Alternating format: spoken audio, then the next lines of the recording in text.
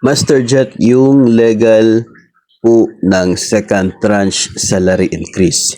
Meron kayong legal basis po? Wala po kasi akong mahanap.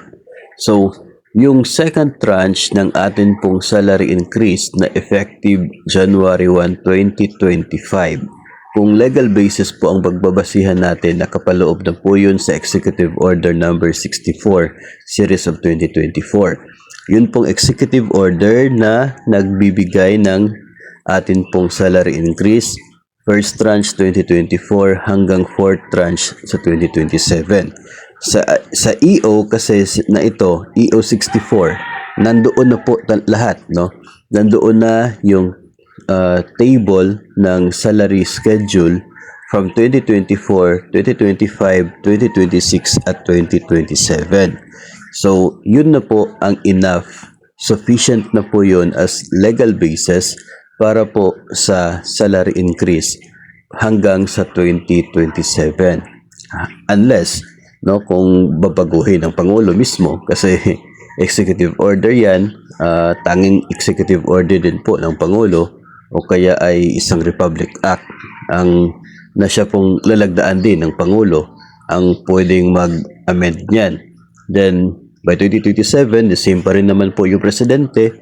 So, we cannot expect na magbabago siya sa ngayon.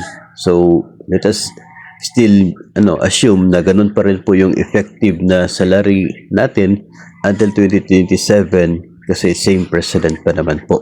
So, yun po yung yung legal basis para sa implementation ng second tranche ng increase by next year hanggang fourth tranche ng 2027. Effective po yun January 1. Kaya lamang magkakaiba yung bawat ahensya at division sa DepEd pagdating po sa implementation doon po sa payslip. By January, maglalabas ito pong DBM, Department of Budget and Management, ng tinatawag nating NBC or National Budget Circular. Yun po ang magiging parang go signal for the implementation ng lahat ng mga nakapaloob sa 2025 GAA. So, dalawang NBC po yung aabangan by January. Una, yung National Budget Circular para sa implementation ng 2025 General Appropriations Act.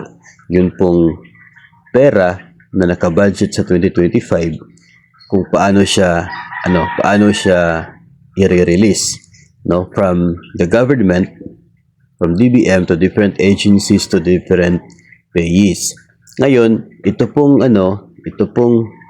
isa pang NBC ay para sa implementation ng second tranche. So, kaya magkakaiba yung implementation ng bawat ahensya at division kasi naghihintay sila dito po sa NBC na ito.